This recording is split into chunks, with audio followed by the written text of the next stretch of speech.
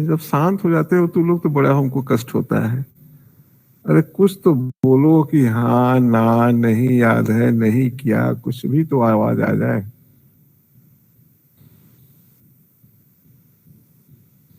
चलो भाई आंचल बताओ, कल कुछ दिया गया था काम क्या? सर कल मैंने क्लास नहीं किया था। मेरे मन में यही आ रहा था कहीं ऐसा ना मुझे मिले कि कल इसने क्लास ही नहीं किया था। अच्छा भाई रोशन आप ही बताओ, कल तो तुम तो पक्का था कि थे।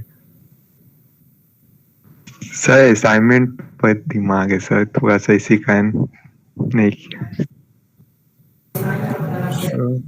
यस सर, असाइनमेंट का एक क्वेश्चन पूरा दिन ले लेता है सर, लेकिन होता तब भी नहीं है वो। मिलता ही कम से नहीं, कम ये मिलता तो ही नहीं। नहीं नहीं, ओफो, तो कम से कम ये तो बताओ ना कि हाँ ये बात हुई थी, ताकि हम भी रिकॉल करें कि हम क्या क्या किए थे कल। हाँ, कि हमने क्या दिया था क्या बोला था, इतना तो मिलना चाहिए ना। भले आप न करो वो दूसरी बात है, जब टाइम मिलेगा तो आप करोगे। तो पॉइसन डिस्ट्रीब्यूशन में हमने आपको मीन और वेरिएंस निकाल के दिखाया था, और शायद हमने बोला था कि आप और भी एक्सपेक्टेशन निकालिएगा। हाँ, राकेश ने आपको क्या क्या बातें पढ़ा दी, कोई बता सकता है?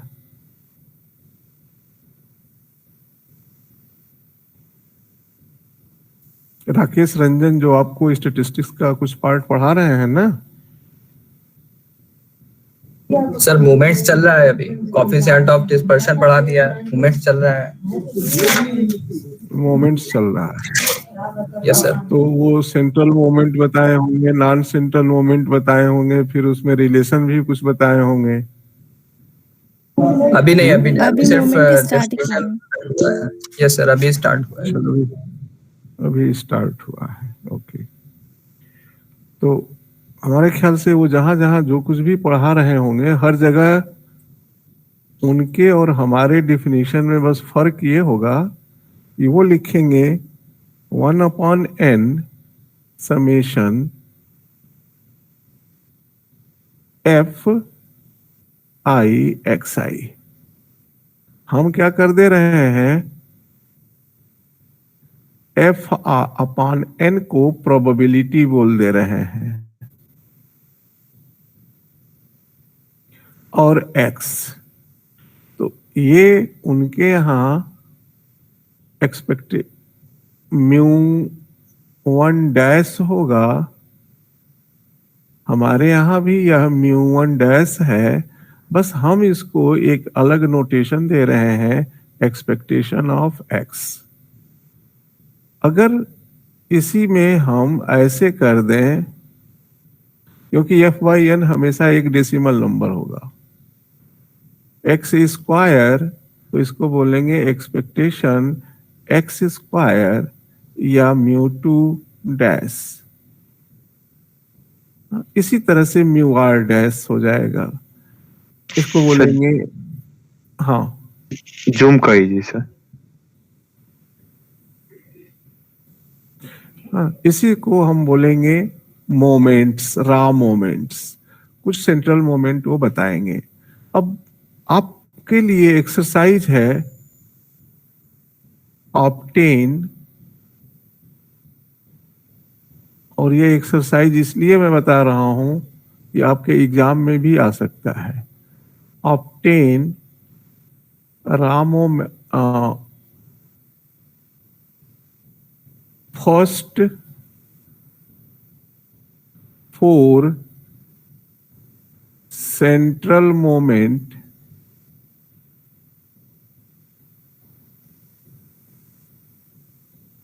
of each probability distribution which is being taught।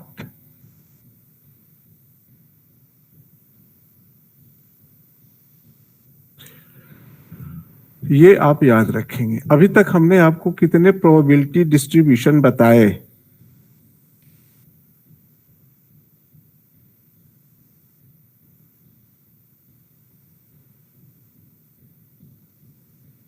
हाँ,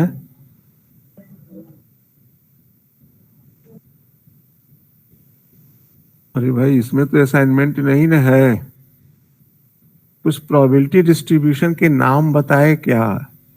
सर तो सर बाइनोमियल और cumulative, बाइनोमियल और binomial, क्वाड्रेटिक। लेकिन एक बाइनोमियल से पहले भी मैंने प्रोबेबिलिटी डिस्ट्रीब्यूशन बताया, उसका नाम था Bernoulli.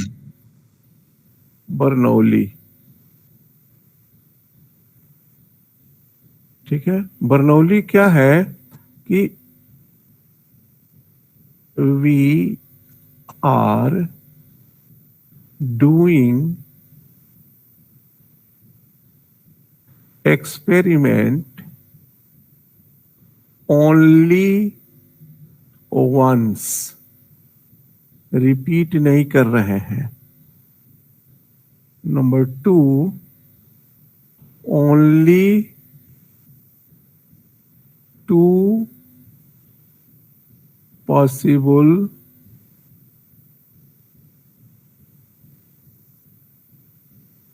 outcomes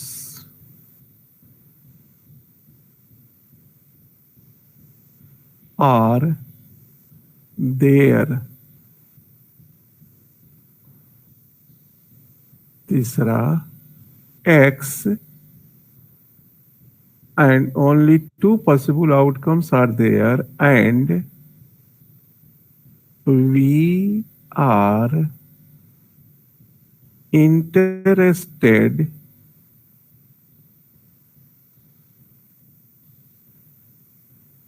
in any one।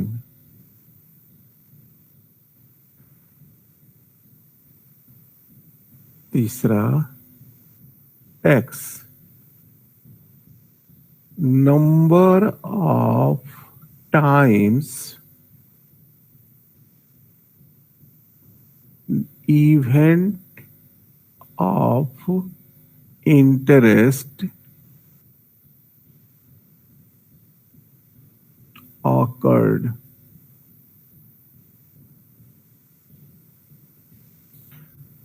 कोई एग्जाम्पल बताएंगे जिसको कि एक बार किया जा रहा हो, उसमें हम केवल 2 ही पॉसिबल आउटकम देख रहे हों उसमें, और हम किसी एक में इंटरेस्टेड हों? ऐसा कोई एग्जाम्पल बताएंगे? कॉइन तो कॉइन टॉसिंग। Coin कै toss। बार? कै बार? एक वर्ष एक बार। एक बार एक बार। और दूसरे में क्या होगा? आप क्या देखना चाहेंगे? हेड या टेल दोनों की कोई एक? दोनों में कोई एक सा एक। हेड या टेल। कोई एक, जिसको भी देखना चाहेंगे वो आपका इवेंट ऑफ इंटरेस्ट होगा। अब रैंडम वेरिएबल इस पे है number of times event of interest awkward. तो x की वैल्यू क्या होगी?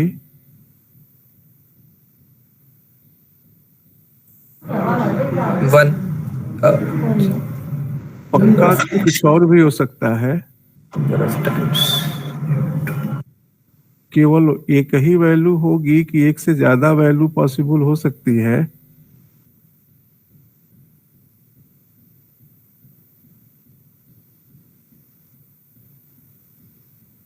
आपने बोला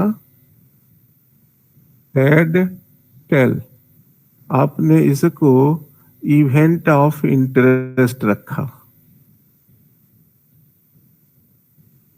अब यहां रियल लाइन है और x लगाया। x की पॉसिबल वैल्यू खाली एक होगी कि और भी कुछ हो सकती है? 0 भी हो सकती है सर। केवल एक होगा तो ये रैंडम वेरिएबल नहीं कहलाएगा, नोन हो गया केस, अनिश्चितता नहीं रह गई इसके वैल्यू पर।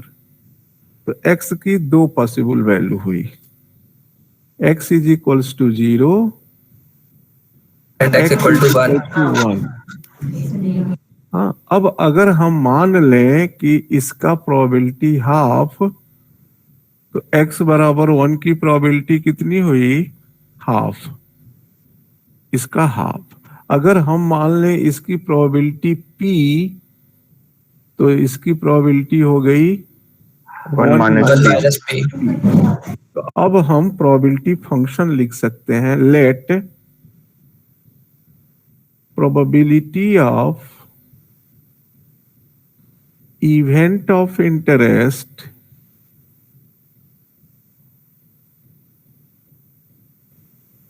Is p,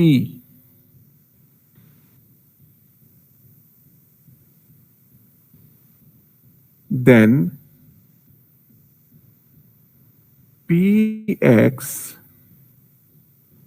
is equals to 1 minus p if x is equals to 0 and p if x is equals to 1 and 0 otherwise. It is called Bernoulli probability distribution. इसी को इस तरह से भी लोग लिखते हैं, px is equals to p probability of success p to the power x into 1 minus p to the power 1 minus x. x takes value, sorry यहाँ पे होगा 1 minus x और यहाँ होगा 0 पे नहीं, सही तो था, सर सही था सर, एक्स और वन माइनस। हाँ सही था, 1 and 1 minus x, x takes value this. अब इसका हम मोमेंट जनरेटिंग फंक्शन निकालें, mxt expectation e to the power tx। चूंकि हमारा x डिस्क्रीट है इसलिए हम लिखेंगे summation e to the power tx into px। x takes value 0 to 1। ये हुआ e to the power t into 0 into p0 plus e to the power t into 1 into p1। This is equals to e to the power 0 1 and p0 का मतलब हुआ कि x बराबर 0 put कर दें 1 minus p plus e to the power t p1 मतलब p, या यह हुआ p e to the power t plus 1 minus p। अगर हम छोटा लिखने के लिए इसको ऐसे लिख दें और कहें कि q बराबर 1 माइनस p, तो यह moment generating function.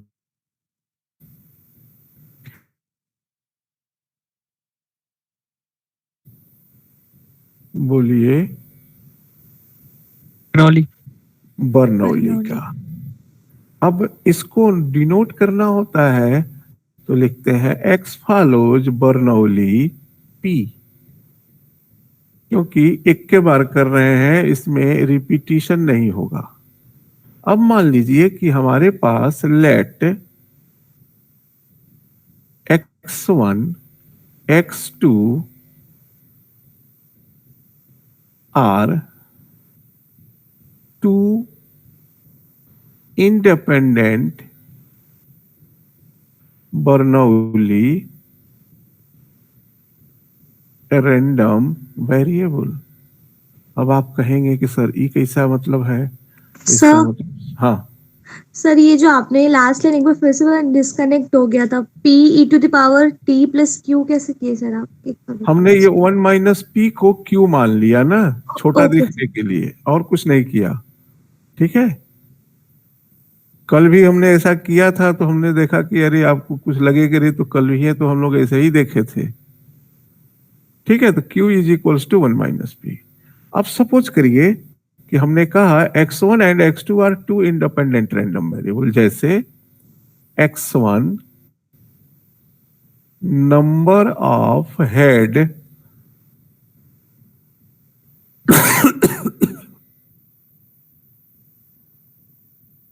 number of head in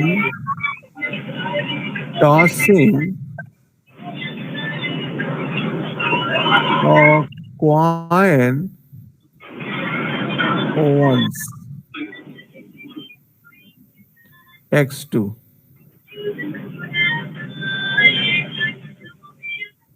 event of even number on tossing a die once. ये दोनों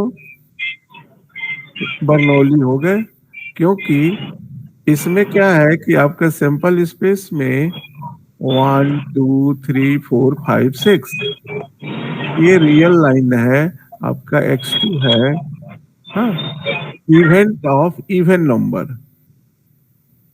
ठीक है, तो इवन नंबर s 1 और इवन नंबर नहीं है तो क्या हुआ, नो।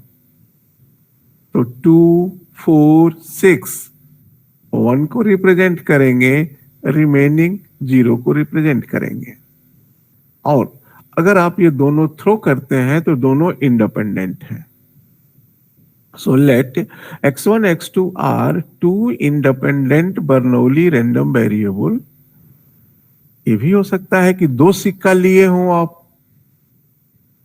एक पहला एक दूसरा। इसमें भी x2 जो है यही वाली डिफिनीशन हो कि दूसरे सिक्के पर हेड दिखे, वो भी बर्नौली हो गया।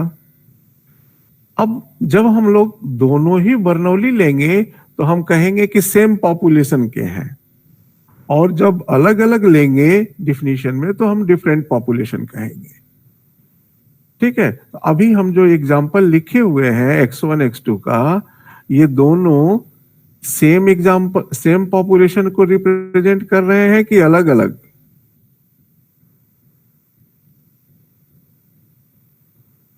बोलिए।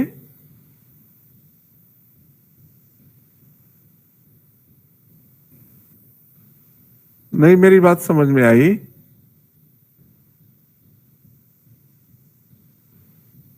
अलग अलग है सर। अलग अलग अलग है। अब मान लीजिए कि हमने कहा कि हमने दो क्वाइन लिया, ठीक है, और दोनों को टास्क किया, तो x1 फर्स्ट क्वाइन का possible number of head, x2 second coin का पॉसिबल नंबर ऑफ हेड, तो दोनों ही क्या क्या पॉसिबल वैल्यू रखेंगे, 0 और 1। ठीक है, are two independent random variable, then what will be probability distribution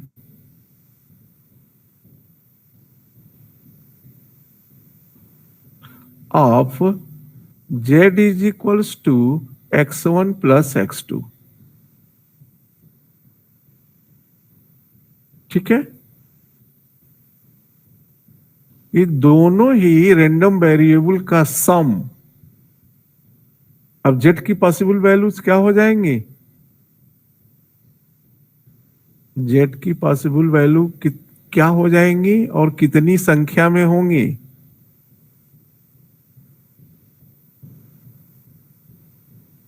z की पॉसिबल वैल्यू होंगी 3। अगर ये 0 तो जोड़ 0, इसमें से कोई एक 0 और एक 1 तो जोड़ 1, अगर दोनों 1 तो जोड़ 2। तो जेड की पॉसिबल वैल्यू हो गई 2। अब कोई पूछे कि जेड बराबर 2 की प्रोबेबिलिटी बताओ, तो हमको इस जेड का प्रोबेबिलिटी डिस्ट्रीब्यूशन मालूम होना चाहिए। हाँ, लेकिन कोई पूछे कि जेड का एक्सपेक्टेशन बताओ, तब हमको प्रोबेबिलिटी डिस्ट्रीब्यूशन की जरूरत नहीं पड़ेगी। हम expectation of X plus expectation of Y से बता सकते हैं। Sir x2। हाँ, सर कैसे वो 2 हुआ जेड का x1 प्लस x2 जो लिखे हैं आप, कैसे 2 हुआ मतलब नहीं समझे क्या कह रहे प्रोबेबिलिटी हैं? उसका। हमने कहा कि जेड x1 की क्या क्या वैल्यू आ सकती है? 0 और 1। 0 और 1, गुड। x2 की क्या क्या वैल्यू आ सकती है?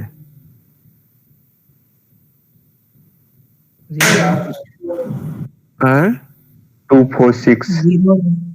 x2 की 2 अच्छा 4 6। No no sir. सर 0 और 1। 0 और Zero. 1, Yes. क्योंकि बर्नौली रैंडम वेरिएबल मैं कह रहा हूं, तो जो भी होगा वो 0 1 ही लेगा। हमने यहाँ एग्जाम्पल भी दिखाया x2 के लिए कि कैसे बर्नौली हो जाएगा कि एक डाई टास्क करें और डाई के ऊपर हम नंबर न देखें, इवन आर्ड देखें। हाँ, इवन नंबर हम देखें तो इवन नंबर आ भी सकता है, इवन नंबर नहीं भी आ सकता है। 2 आया, इवन नंबर आ गया। 3 आया, इवन नंबर आ गया। 4 आया, इवन नंबर आ गया। यस सर, समझ गई। ठीक है, तो जेड की पॉसिबल वैल्यूज तब क्या हो जाएंगी? 0 1 2। अब तीनों की प्रोबेबिलिटी निकलेगी पॉसिबल वैल्यूज की। वही मैं कह रहा हूं कि अगर कोई पूछे कि जेड बराबर 2 की प्रोबेबिलिटी क्या होगी, तो इसके लिए हमको जेड का प्रोबेबिलिटी डिस्ट्रीब्यूशन चाहिए। लेकिन हमने फिर कहा कि अगर कोई पूछे जेड का मीन क्या होगा, तो आप x1 और x2 के मीन से निकाल सकते हैं। बात क्लियर हुई? हालांकि अभी हमने बताया नहीं कि बर्नौली डिस्ट्रीब्यूशन का मीन क्या आएगा, अभी डिफरेंशिएट करके हम लोग देख लेंगे। ठीक है, तो आगे बढ़ते हैं कि जेड का डिस्ट्रीब्यूशन क्या होगा। पहले तो एक्सपेक्टेशन ऑफ, अच्छा पहले जेड का ही निकाले, नहीं तो आप कहेंगे कि कंफ्यूज होंगे। तो हमने क्या किया, एम जेड टी निकाला। तो डिफिनीशन के अनुसार यह expectation of E to the power T Z, this is equals to expectation of E to the power T into x1 plus x2. This is equals to expectation of e to the power t x1 into e to the power t x2.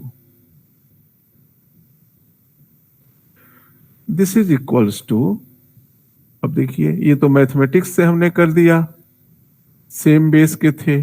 अब अगर ये x1 और x2 independent हैं, तो expectation की property से ये दोनों पे लग जाएगा, और हमने क्वेश्चन में दिया है कि इंडिपेंडेंट है।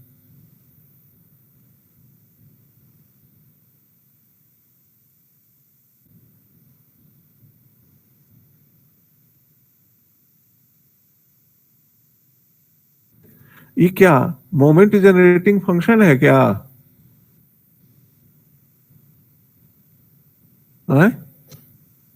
यस सर, x1 का। mgf है x1 का, तो हम इसको नोटेशन में इसे लिख सकते हैं इनटू mx2t। अब चूंकि x1 बर्नौली है विथ पैरामीटर p, तो इसको हम लोग कुछ लिख सकते हैं कि नहीं? इस फंक्शन को लिख सकते हैं कि नहीं? अभी हमने आपको बर्नौली का एमजीएफ बताया कि क्या आएगा, क्या आएगा।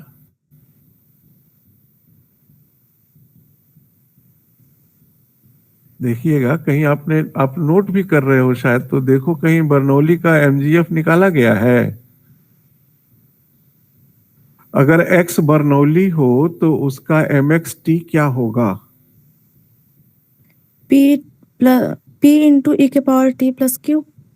तो बस तो वही चीज, ये x1 बर्नौली है, ठीक है। और अगर x1 इस क्वेश्चन में कहा गया है कि x1 and x2 are Bernoulli, लेकिन ये नहीं बताया गया है कि x1 में p कितना है, p है कि r है कि क्या है, ये नहीं बताया गया। x2 में भी नहीं बताया गया, ठीक है। तो ये थोड़ी सी कमी है इसमें हमारे लिखने में। अब मैंने क्या किया, यहां लिखा late x1 follows Bernoulli with probability p and x2 भी probability p। जैसे इस एग्जाम्पल में इवेंट की प्रोबेबिलिटी कितनी, अगर कॉइन फेयर है तो?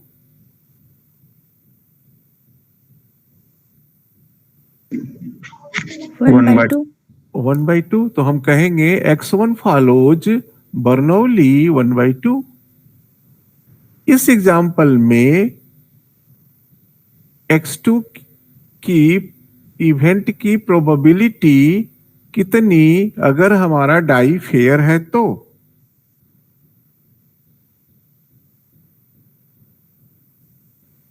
इवन नंबर की प्रोबेबिलिटी क्या होगी इस एग्जाम्पल में, अगर हमारा डाई फेयर है तो? 1/2। 1/2। तो हम कह सकते हैं x1 follows Bernoulli 1/2, x2 follows Bernoulli 1/2, और दोनों इंडिपेंडेंट हैं। तो वही चीज मैंने यहां लिखा कि x2 भी मान लिया बर्नौली है ही है, इसको भी p, जरूरी नहीं है कि दोनों ही एक ही प्रोबेबिलिटी के हों। हम एग्जाम्पल अभी दूसरा दिखाएंगे, लेकिन ऐसा हम क्या लिख सकते हैं, p e to the power t plus q into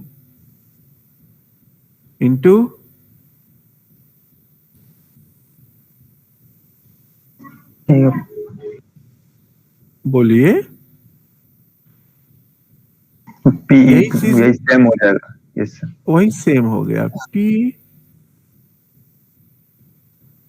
और फिर ये हो गया p e to the power t plus q to the power 2। और ये कौन सा डिस्ट्रीब्यूशन का एमजीएफ है?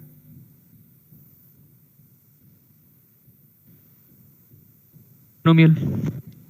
बाइनोमियल।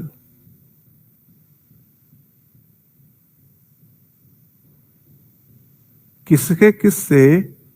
2 कामा और 1/2। इसका मतलब है if x1, x2, xn are independent Bernoulli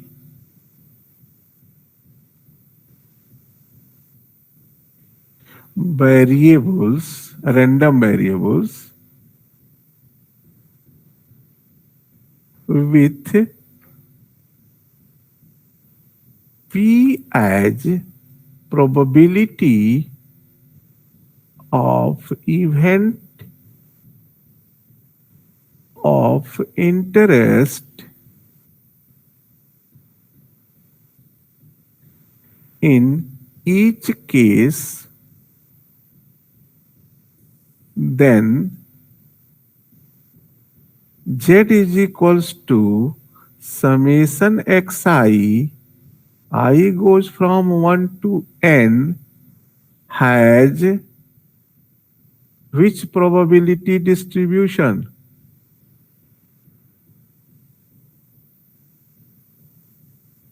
कोई बताएगा?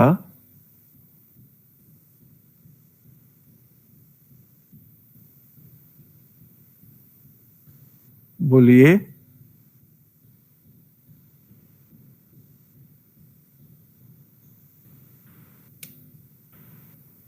नहीं समझ में आ रही है बात? Binomial you. बाइनोमियल होगा तो अब बाइनोमियल क्या होगा? 2 1/2 होगा कि क्या होगा?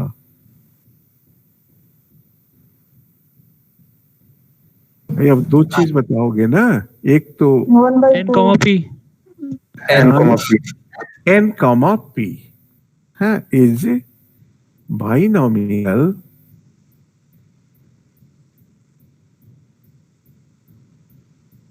n comma p। इसका मतलब बाइनोमियल डिस्ट्रीब्यूशन कैसे पैदा होता है? जोड़ से। किसके जोड़ से? इंडिपेंडेंट बर्नौली एक्सपेरिमेंट के आउटकम के जोड़ से। बात समझ में आई कि नहीं? बात समझ क्लियर हो रही है?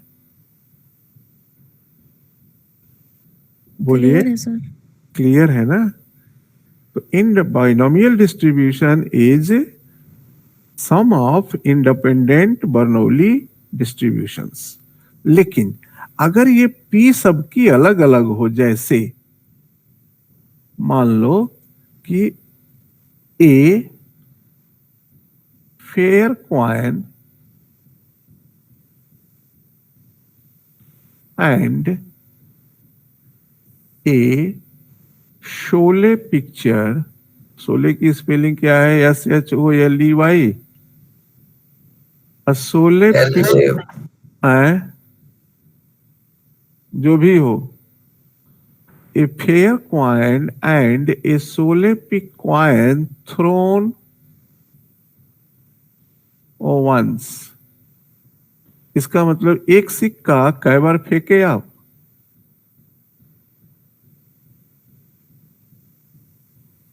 कह सकते हैं 2 बार। एक बार ईमानदार फेंके और एक बार बेईमान फेंके। Let x1 number of head of fair coin,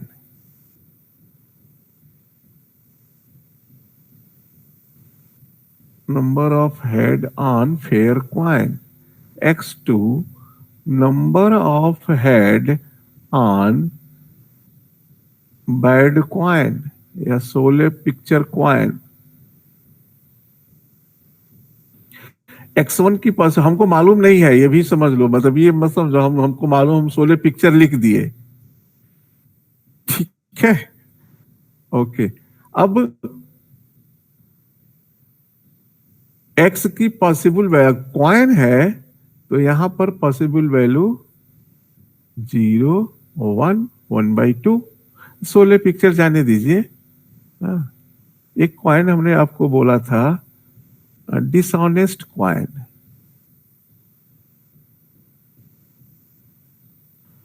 which shows one tail TAIL after 3 head। तो x2 जो है डिसऑनेस्ट वाला है, तो x2 में भी हेड टेल है। क्या x1 बर्नौली होगा और क्या x2 बर्नौली होगा? Yes sir. अब x1 बर्नौली में p कितनी होगी? 1/2। और इसमें कितनी होगी? 3/4। अब क्या आपने लिया? x1 follows Bernoulli p1, x2 follows Bernoulli p2, both are independent.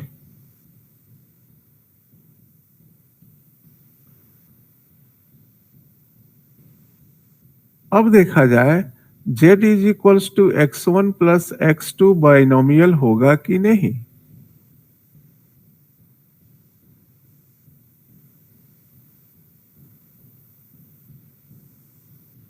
ठीक है, फिर हमने मोमेंट जनरेटिंग फंक्शन z का निकाला, तो ये आया 1/2 p1 e to the power t plus q1 p2 e to the power t plus q2। अब क्या यह बाइनोमियल के जैसा है?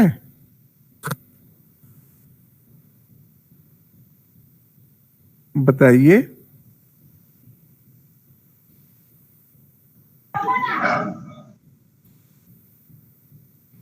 नहीं, नो सर, नो नहीं, नो सर। नहीं है, नहीं है। ठीक है, और प्रोबेबिलिटी इसकी निकलेगी, लेकिन अब बाइनोमियल के फार्मूले से नहीं निकलेगी। ठीक है, किसी और तरीके से निकलेगी। तो ये जो मोमेंट जनरेटिंग फंक्शन थे, ये इस पर्पज से भी यूज किए जाते हैं कि हमको रैंडम वेरिएबल के फंक्शन की प्रोबेबिलिटी बताने में हेल्प कर देते हैं। जरूरी नहीं है कि ये हर तरह के केस में सही बताया ही, इनसे निकल ही जाए।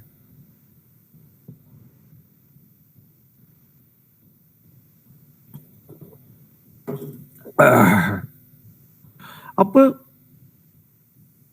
बर्नौली ट्रायल से ही एक और डिस्ट्रीब्यूशन देखा जाए। Head x follows Bernoulli p। x क्या है? Number of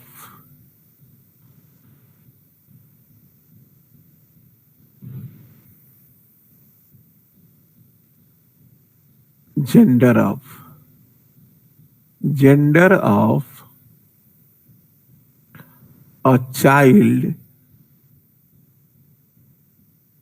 in a family।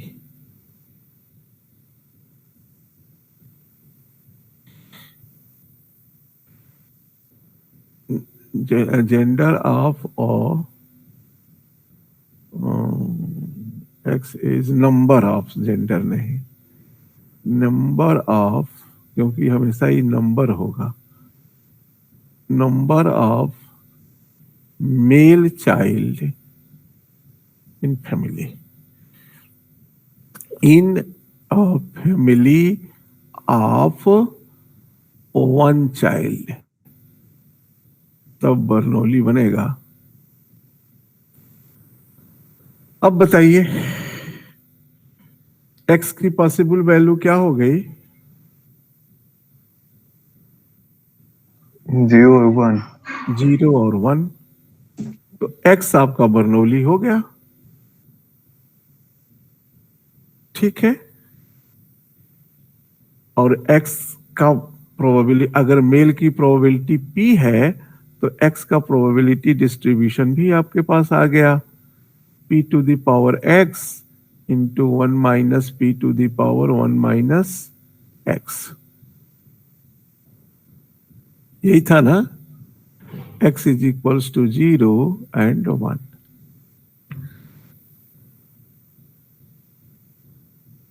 कुछ गड़बड़ नहीं ना है? हम भूल जाते हैं हमेशा। यस सर, यही था। यही था ना। लेकिन अगर हम, ठीक है, ठीक है, अब मान लो कि हमने इस तरह से ट्रायल को रिपीट किया। x1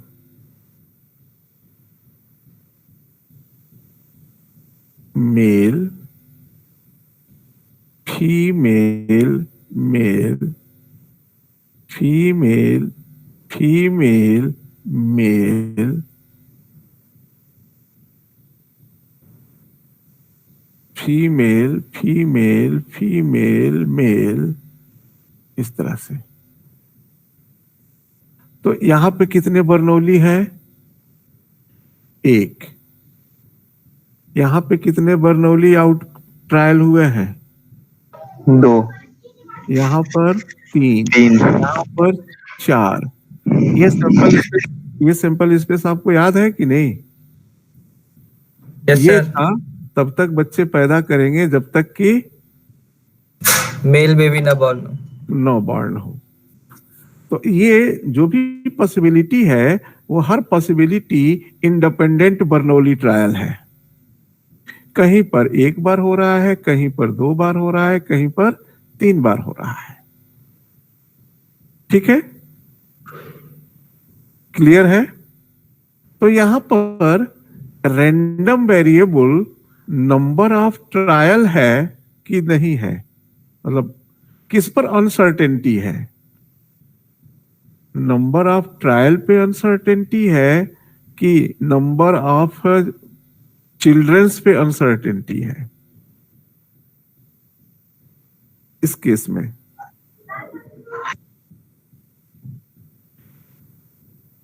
चिल्ड्रंस पे। दोनों पैसा दोनों पे हो सकता है। नंबर ऑफ चिल्ड्रंस पे भी हो सकता है, नंबर ऑफ ट्रायल्स पे भी हो सकता है। ठीक है, अब अगर हम लोग x बनाए number of trials for first occurrence of event of interest, इसको मैं चार्ट में लिख रहा हूं, बार बार यूज कर रहा हूं। Event of interest.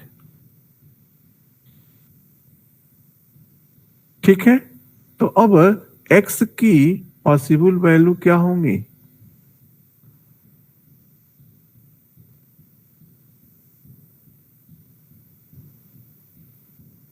अब यहां देखेंगे तो 1। इस सिचुएशन में 2 फर्स्ट ऑकरेंस ऑफ, यहां भी फर्स्ट ऑकरेंस है, हाँ 3 अप टू इंफिनिटी। ये भी हम डिस्कस कर चुके हैं पहले। हेलो हाँ नमस्ते, मैं केंटारो से विपुल बोल रहा हूँ। हाँ, स्टेटिस्टिक्स डिपार्टमेंट में मैं बैठा हूँ, अगर आ सकते हैं तो आ जाइए। कहाँ पे सर? स्टेटिस्टिक्स डिपार्टमेंट मैत्री जलपान गृह के पास है, आप पूछ लीजिएगा, किसी से बता देंगे। सर क्या बोले सर? स्टैटिस्टिक्स, ठीक है सर। हाँ, सांख्यिकी विभाग। इसे ये ऐसा है कि बोल भी नहीं पाते हैं लोग। ठीक है, अब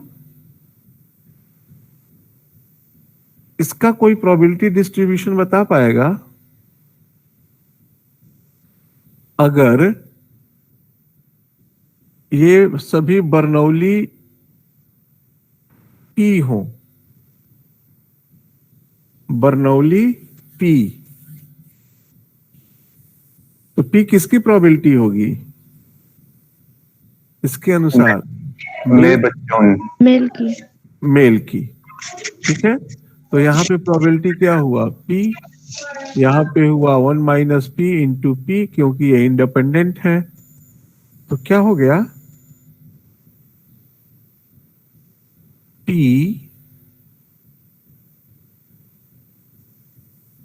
into 1 minus P to the power x minus 1. X takes value 1, 2 up to infinity.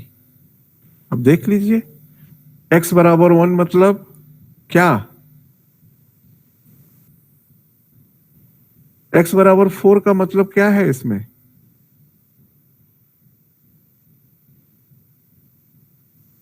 Three female और 1 मेल। हाँ, फैमिली में 4 बच्चे हैं और आखिरी बच्चा जो सबसे छोटा बच्चा है वो क्या है? मेल है। x बराबर 10 का मतलब कि फैमिली में 10 बच्चे हैं और जो सबसे छोटा बच्चा है वो मेल है, बाकी सब फीमेल है। Okay, so x is equals to 1, x is equals to 1 means family में 1 बच्चा है और वो सबसे छोटा बच्चा है वो मेल है। तो यहाँ x इज इक्वल्स टू 1 रख दे तो p आ गया। x इज इक्वल्स टू 2 तो इसकी केस बताएगा, तो 1 माइनस p इंटू p। ठीक है, आप इसे ऐसे भी लिख सकते हो, 1 माइनस p को अगर q कर दो तो p into q to the power x minus 1।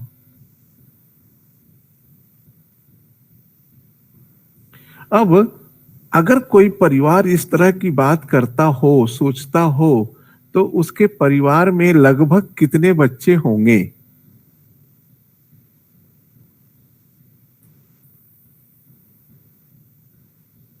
तो अब हम क्या बोल रहे हैं, x का एक्सपेक्टेशन। तो हम x का एक्सपेक्टेशन निकाल सकते हैं। अब इस डिस्ट्रीब्यूशन को बोलते क्या है? इस डिस्ट्रीब्यूशन को बोलते हैं geometric probability distribution, and it is number of, ये बताएगा किसका? Probability number of experiment to be performed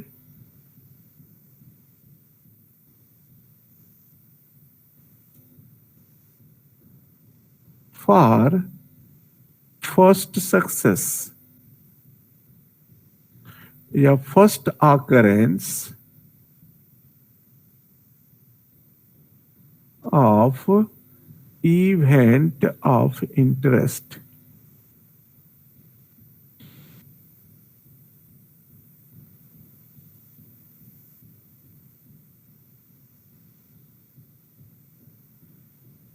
ठीक है, अब इसका एक्सपेक्टेशन निकाला जाए जरा।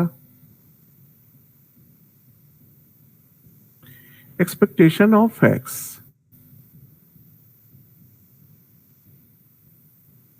Summation x into P x goes from 0 to infinity. ये सम कन्वर्ज कर जाएगा कि नहीं? तभी निकलेगा, कन्वर्ज करना चाहिए। So it is 0 into P 0, sorry 0 नहीं, 0 से तो ये चलेगा ही नहीं, 1 से 1 p1 2 p2 plus and so on. This is equals to 1 into p plus 2 pq plus 3 pq square plus and so on। p हमने बाहर ले लिया तो ये हुआ 1 plus 2q plus 3q square plus so on। And now let it is s। अब आप APGP है यह, इसको आप सम कर सकते हैं। s is equals to 1 plus 2q। कोई बताएगा जल्दी से कि करना ही पड़ेगा? आप लोग मैथमेटिक्स वाले हो, क्या करते हैं इसमें? q इंटू एस, तो इसमें मल्टीप्लाई किया तो q 2q square and so on. 1 minus q into S, 1 plus q plus q square and so on. This is equals to 1 upon 1 minus q।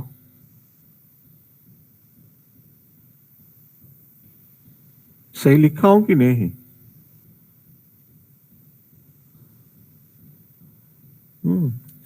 So this is equals to this implies that S is equals to 1 upon 1 minus Q square या 1 upon P square. यहाँ रख दिया P upon P square. This is equals to 1 upon P. ठीक है, तो अगर P mail होने की प्रोबेबिलिटी 2 है 1/2 है, तो उस परिवार में लगभग 2 बच्चे होंगे। यही आपकी मैथमेटिक्स या प्रोबेबिलिटी थियरी कह रही है कि अगर इस लॉजिक पे काम करें तो उस परिवार में expected number of child will be 2 या 1/p।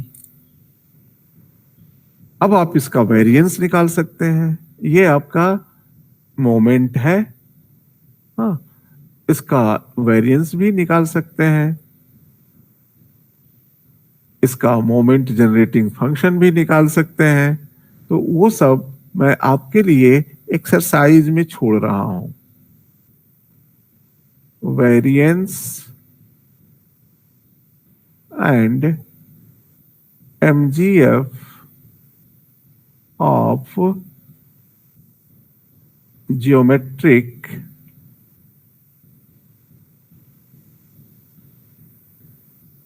probability distribution with parameter P।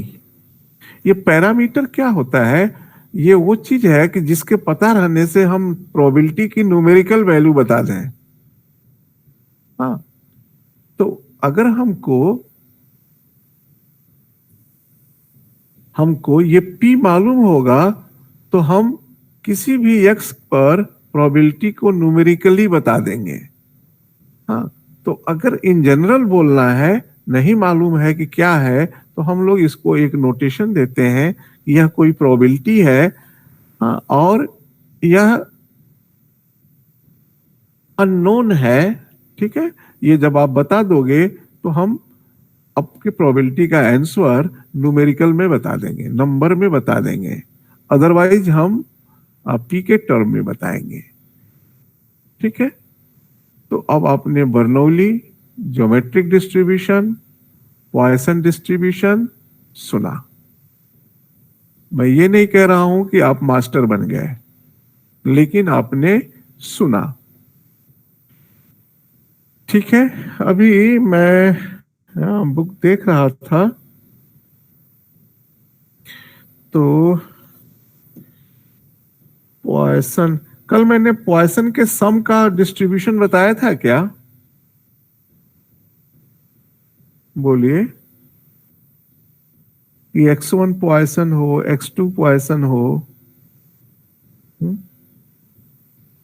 जैसे मान लीजिए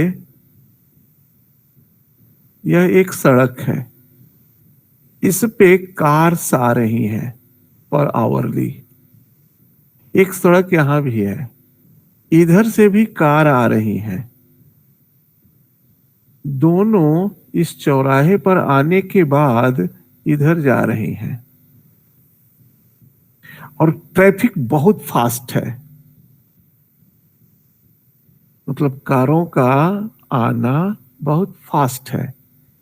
अब मान लिया कि इस पर x जो है नंबर ऑफ कार पासिंग और y जो है इस रूट पे है नंबर ऑफ कार पासिंग। तो क्या प्रोबेबिलिटी है कि इस रोड पर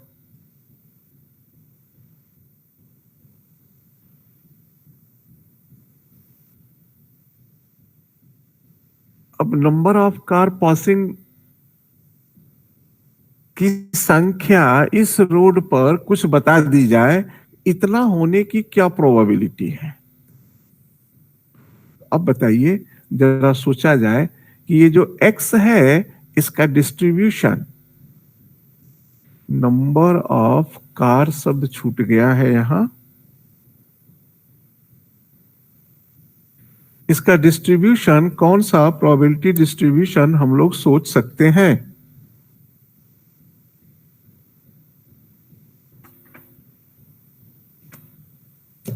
बोलिए, कोई बताएंगे?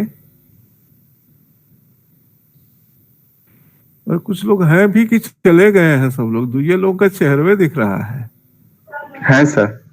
है।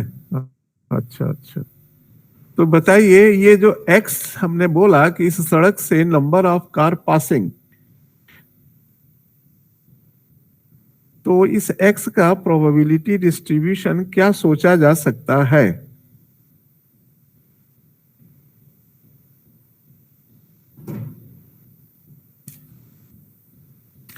अरे भाई, नंबर की प्रोबेबिलिटी कौन प्रोबेबिलिटी डिस्ट्रीब्यूशन देता है? एक ठोक रहेगा तो बर्नौली देगा, एक से ज्यादा रहेगा तो पॉइसन देगा या बाइनोमियल देगा।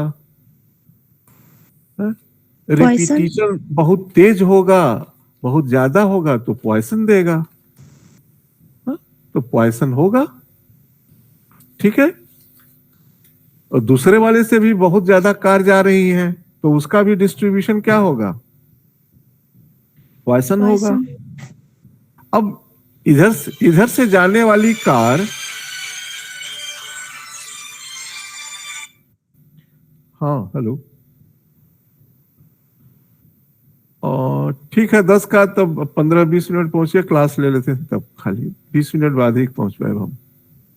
ठीक सर, तो हाँ सर उधर अलजेब्रा का स्टार्ट हो गया। की क्लास है 2 बजे से। यस सर, क्लास है अलजेब्रा की। जी राम जी राम। चलिए तब आराम करिए। हाँ, पहले ये तो बता दीजिए कि y का डिस्ट्रीब्यूशन क्या होगा? कार जा रही है, y पॉइसन होगा। इंडिपेंडेंट होगा कि डिपेंडेंट होगा? इंडिपेंडेंट ही होगा सर। इंडिपेंडेंट होगा, क्योंकि इधर की कार अपने रास्ते से जा रही है, इधर की कार अपने रास्ते से जा रही है। जब इधर की कार हम बोलेंगे तब क्या हो जाएगा? x plus Y. अब दोनों आके इधर मिल गए, तो अब अगर हमको x पॉइसन है, y पॉइसन है, दोनों इंडिपेंडेंट है, तो उनका सम भी पॉइसन होगा। पता नहीं कल हमने आपको बताया था कि नहीं बताया था?